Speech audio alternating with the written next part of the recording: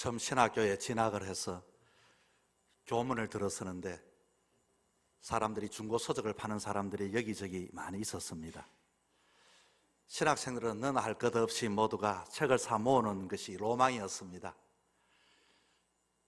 늘 일반 공부를 하다가 신학생이 되었으니 신학서적이라도 있어야 목회자 같고 신학생 같고 앞으로 준비하는 자세라고 생각했기 때문인 것입니다. 책꽂이에 꽂아놓은 그 신학서적을 보면서 흐뭇하게 바라보며 만족을 했고 그런 동료들을 또 부러워했습니다. 돈이 생기기만 하면은 새 책은 사지 못하고 헌 책을 사서 책꽂이에 꽂아 놓았지요. 나중에는 어떤 책인지도 모르고 그냥 책만 사다가 장식을 하는 것으로 내 마음속에는 늘 언제나 만족감을 가졌습니다. 그런데 졸업 후 목회를 하면서 여기저기 이사를 다니면서 처음에는 그 책들을 보배처럼 여기면서 그 책을 이렇게 뒤에 장식을 해놓는 것이 굉장한 내 마음의 평강을 주었죠. 그러나 여기저기 이사를 다니면서 그 책들이 별 의미가 없다는 것을 알게 되었습니다. 왜냐하면 새로운 시대에는 계속 새로운 책들이 발간될 것이고 정보도 계속되니 말입니다. 여러분, 그때 모았던 그 책들은 어떻게 되어졌을까요? 애지중지하게 모았던 책들, 그러나 그 책들은 그냥 그렇게 다 버리게 되었습니다. 우리의 삶도 마찬가지입니다. 그렇게 소중하게 여겼던 것들, 마치 그것이 내 자신의 모습을 보여주는 것 같지만 세월이 지나면서 아무 유익한 것이 아니라 무익할 때가 많이 있습니다. 앞을 보지 못하는 시각장애자가 친구 집에 가서 늦도록 즐거운 시간을 보내었습니다. 집으로 돌아갈 때 친구가 앞을 보지 못하니 어두운 길에 사람과 부딪힐까 싶어서 거기에 초와 그 초 위에 불을 붙여 주었습니다. 당신은 보지 못하지만 다른 사람이 당신을 보게 될 테니 길에서 부딪히는 일이 없을 것입니다. 어두운 밤을 지나면서 그 앞을 보지 못하는 사람은 그 촛대를 소중히 여기면서 조심조심 그렇게 길을 갔습니다. 그런데 이게 웬일입니까? 어두운 골목길에 크게 충돌하고 말았습니다. 그 시각장애인이 화를 내며 소리쳤습니다. 나야 어차피 앞을 못 보지만 눈 뜨고 다니는 사람이 등불을 못 본단 말이요. 고함을 질렀습니다. 충돌한 사람이 말합니다. 당신의 초에 있는 등불 촛대만 잡고 있지 이미 그 초에 불은 꺼져 있습니다. 여러분 어떻습니까? 여러분이 그 애지중지하게 여겼던 것들, 그 촛불이 꺼져 있지 않습니까? 이분만 그럴까요? 여러분의 인생에 무엇을 가지고 살아갑니까? 정말로 내가 아끼고 모으고 차지했던 그 자리, 정말로 사람들에게 유익할까요? 무익할까요? 그것도 알지 못하고 그것만 붙잡고 살고 있는 사람들이 얼마나 많은지 모릅니다. 오늘 우리들의 신앙도 마찬가지입니다.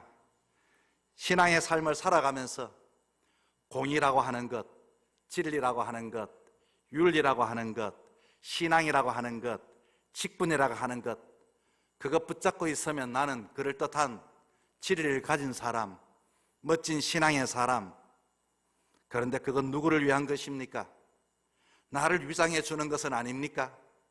나를 위로한 도구로 삼지 않습니까? 집사의 직분 꺼진 줄도 모르고 그것 붙잡고 살아가고 있지는 않습니까? 오늘 본문에는 유익한 종과 무익한 종에 대한 이야기입니다. 이들은 주인 앞에 똑같은 종이었지만 어떤 종은 주인 앞에 유익한 종이 되었다는 이야기고 어떤 종은 주인에게 종은 종이었지만 아무 쓸모없는 무익한 종이 되었다라고 하는 이야기입니다. 여러분, 이런 종으로서의 삶을 살지만 무익한 종이 될 때는 어떤 결과가 있는가? 본문 30절에 이렇게 이야기합니다. 이 무익한 종을 바깥 어두운 데로 내쫓아라. 거기서 슬피 울며 이를 갈리라 하니라. 참 슬픈 일이 아니겠습니까? 한평생 주인을 모시고 살았는데 무익한 종이라고 판결받는 그 순간 그는 어두운 데 쫓겨나 그렇게 삶을 살아간다는 것. 여러분, 오늘 본문의 말씀은 이렇게 시작됩니다. 주인이 타국으로 떠나기 전에 종들에게 달란트를 주었다고 하네요. 한 사람에게는 5달란트를 주어서 5달란트를 남겼고, 한 사람에게는 2달란트를 주어서 2달란트를 남겼습니다. 그런데 한 사람에게 1달란트를 주었는데 주인에게 받은 1달란트를 그대로 돌려주었다라고 하는 내용입니다. 그런데 이 사람은 소위 자기는 작게 받았고 그리고 많이 받지를 못해서 땅에 묻었다고 나름대로의 논리를 폈습니다. 자, 그런데 이 종에게 이와 같은 무익한 종이라고 이렇게 주인은 말을 했습니다.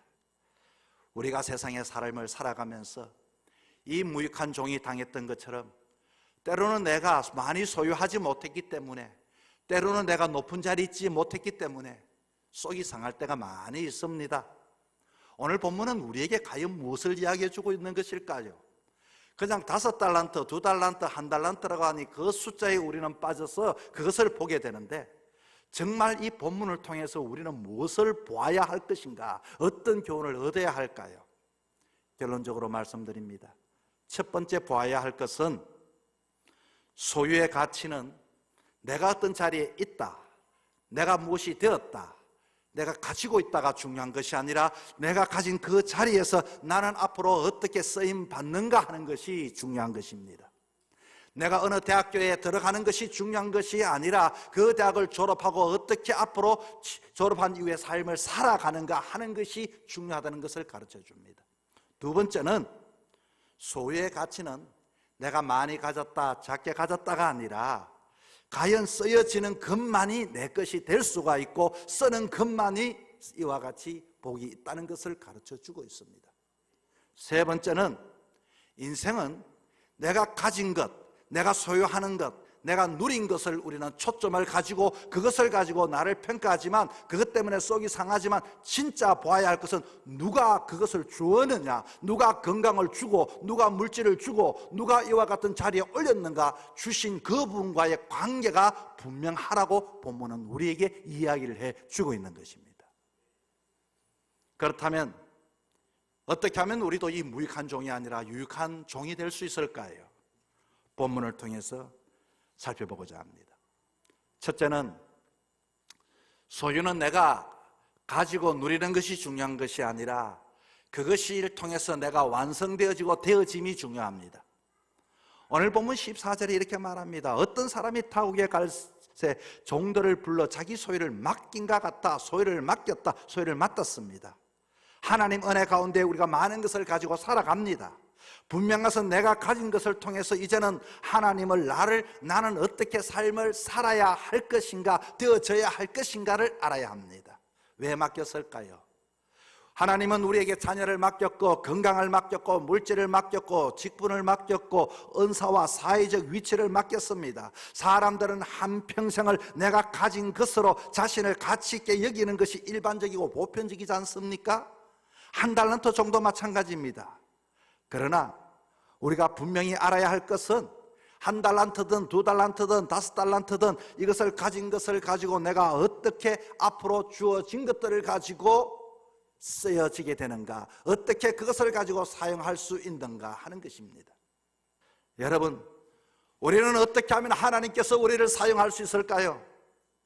하나님은 부서진 자들을 사용하신다는 히브리 격언이 있습니다. 여러분, 단단한 곡식이 부서져야 빵이 됩니다. 포도는 지디겨져야 포도주가 되어집니다. 단단한 음식들은 입 안에서 이렇게 잘게 부서져야 소화가 되고 나에게 영양분이 되어집니다.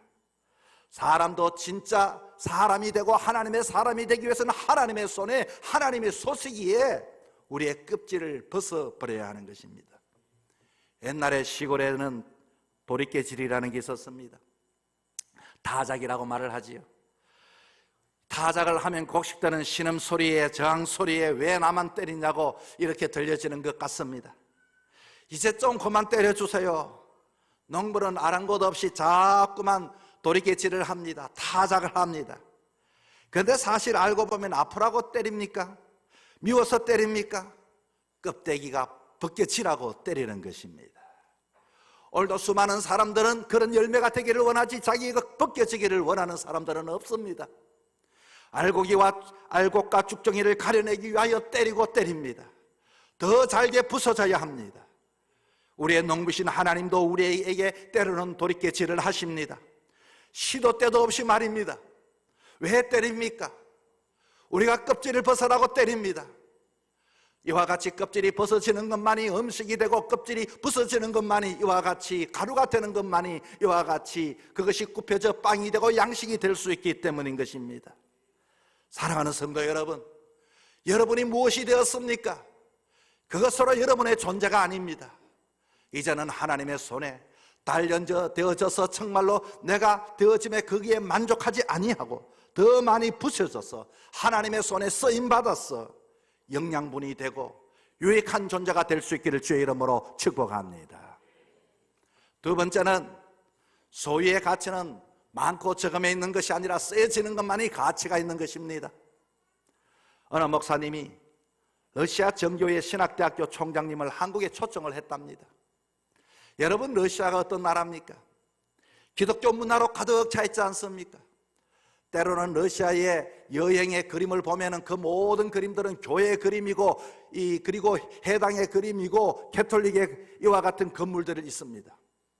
그래서 이렇게 물었습니다. 러시아는 기독교 문화로 가득 찼는데 어떻게 공산주의 지배를 받게 되었습니까?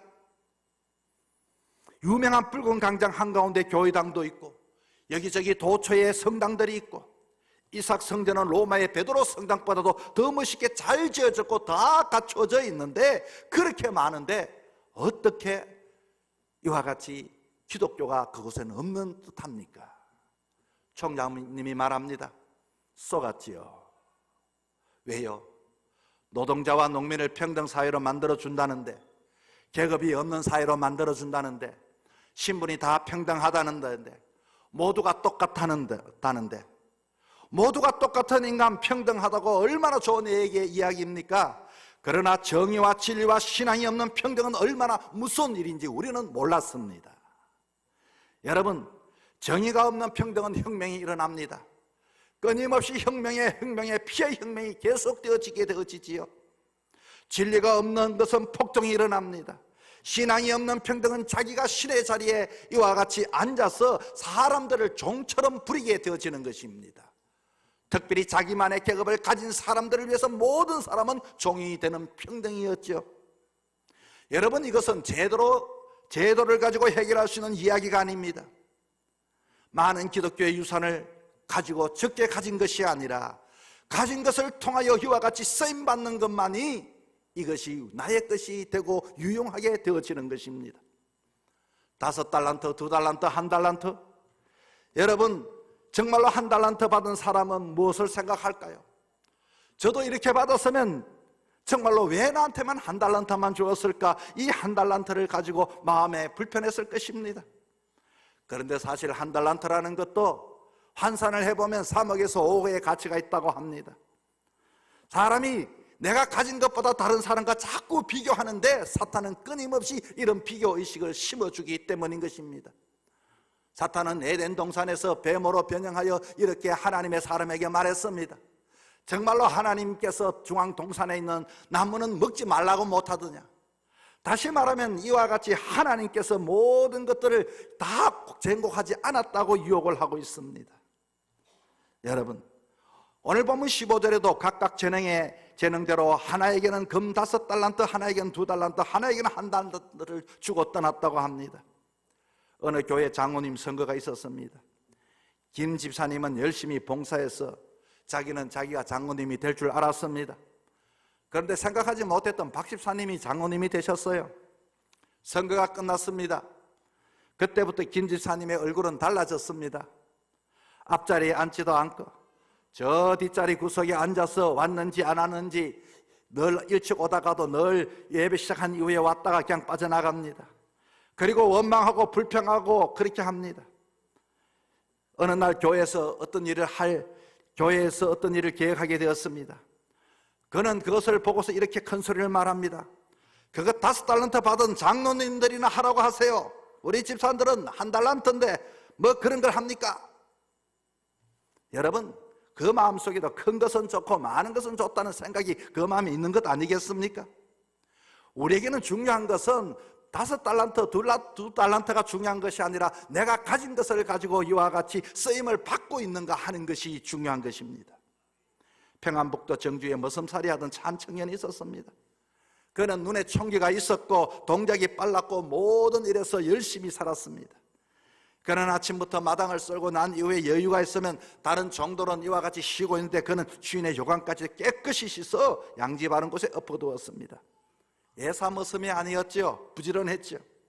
주인은 열심히 지켜보면서 그를 평양숭실대에 입학을 시켜주었습니다. 그리고 공부를 마친 고 오산학교 선생이 되게 했습니다. 오산학교는 민족 지도자를 키우는 학교입니다. 여러분, 그 청년은 누굴까요? 민족 지도자인 조만식 선생입니다. 그는 학생들에게 이렇게 말합니다. 여러분 인생에 성공하기 원합니까? 나는 종으로서 삶을 살았지만 요강을 먼저 깨끗하게 씻어주었더니 이렇게 나는 이런 사람이 되었습니다. 한평생 머슴으로 살 수밖에 없는 가난한 가정에 태어났지만 나에게 주어진 것, 기회가 있다면 그것을 붙잡고 열심히 함으로 그는 그와 같은 민족의 지도자가 되었습니다. 여러분, 우리는 비교하며 열등감에 빠질 때가 얼마나 많은지 모릅니다. 사탄은 끊임없이 우리 하나님과 우리 사이에, 성도들의 사이에 이런 이간질을 가지고서 이야기를 합니다.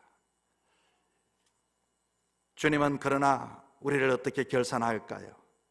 본문 19절에 봤더니 오랜 후에 그 종들의 주인이 돌아와 저에게 회개할세 1달란트, 2달란트. 여러분, 차별 있게 결산하지 않았습니다. 똑같이 칭찬을 해 주었습니다.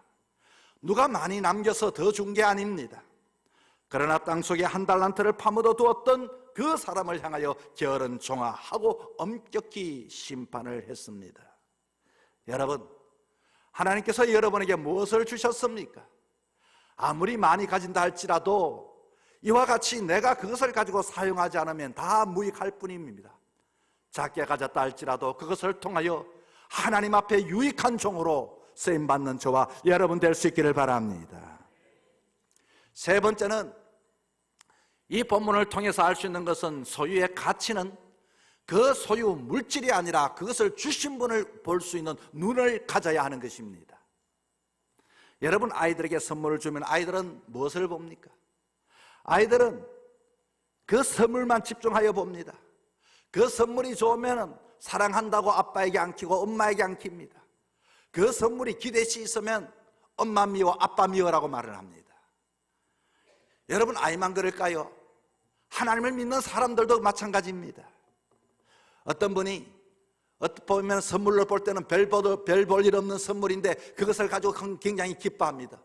아니, 그 선물이 왜 그렇게 기쁩니까? 대통령이 주셨어요. 그분이 주셨어요.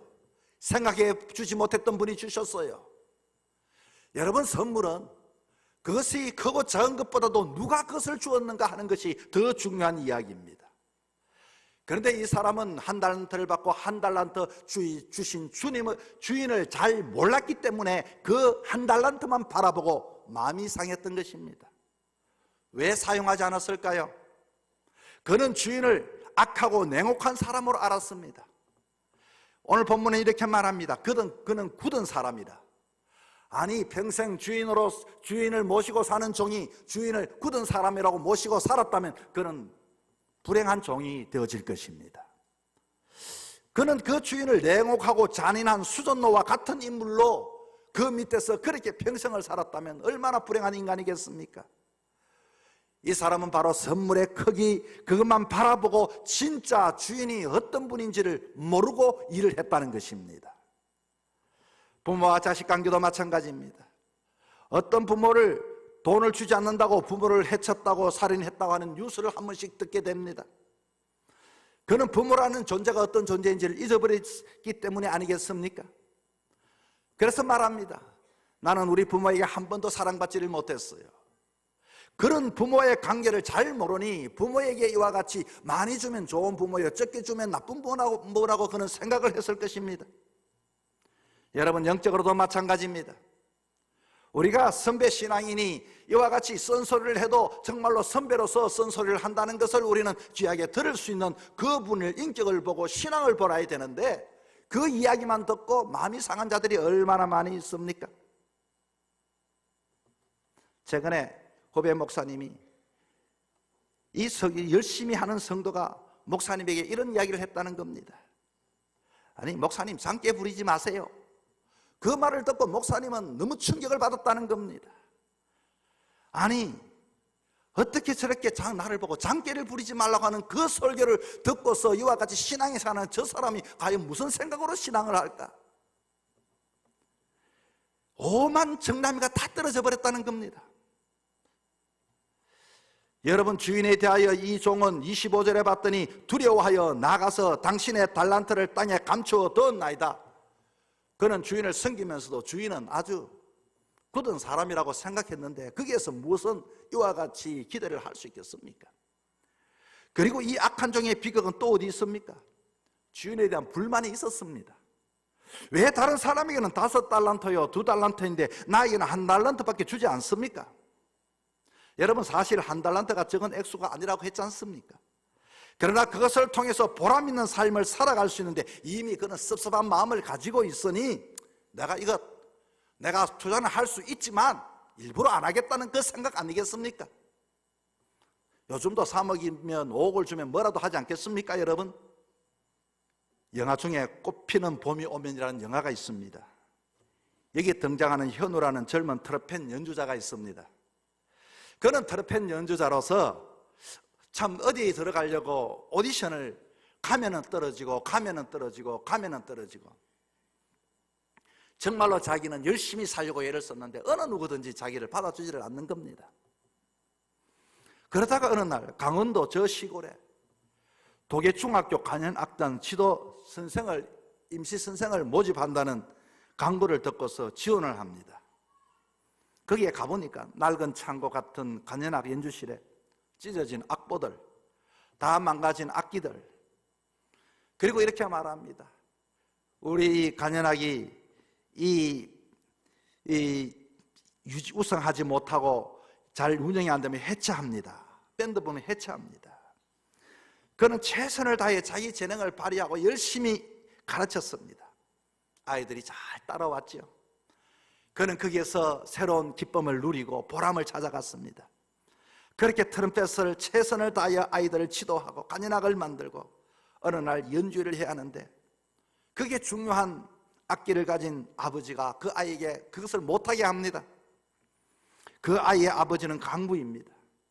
너는 공부를 해야 돼. 악기만 가지고 빵빵대다가 굶어 죽으라고 그러냐 이놈아, 이러면서 못하게 했습니다. 어느 비 오는 날 그 아버지들은 모두가 저 막장으로 내려갔습니다. 아버지들은 일을 마치고 막장에서 나와 모두가 금둥이가 되었습니다. 아이들은 그 굴 앞에서 모두가 비가 오는데 그 앞에서 아이들은 비를 맞으며 서 있습니다. 그리고서 그렇게 일에 지친 그 아버지를 위해서 아이들이 연주를 합니다. 그때의 장면, 빗물인지 눈물인지 연주하는 자, 그리고 새카만 그 얼굴들이 비를 맞았는지 눈에 눈물을 흐르는지 강부들이 다 울었습니다. 여러분, 내가 가진 것들, 이것을 가지고 어떻게 사용하고 있습니까? 감동을 주고 있습니까? 정말로 우리는 유익한 자입니까? 내가 가진 것들로 무익하게 이와 같이 살아가고 있지는 않습니까? 여러분, 내게 주어진 달란트, 주님은 유익한 자가 되라고 말합니다. 정말로 종으로서 삶을 살다가 우리는 어떻게 살아가는 것이 하나님 앞에, 사람 앞에, 성도 앞에, 가정 앞에 유익한 존재가 되어질 수 있겠습니까? 모두가 하나님 앞에 남은 여정의 삶도 크든 적든 가지지 말고 나에게 주신 그 은사, 나에게 주신 그 가정을 통해서 피차에 유익한 자가 되고 서로에게 감동을 주며 하나님께 큰 영광을 드리며 살아가는 믿음의 청지기들이 되시기를 주의 이름으로 축복합니다.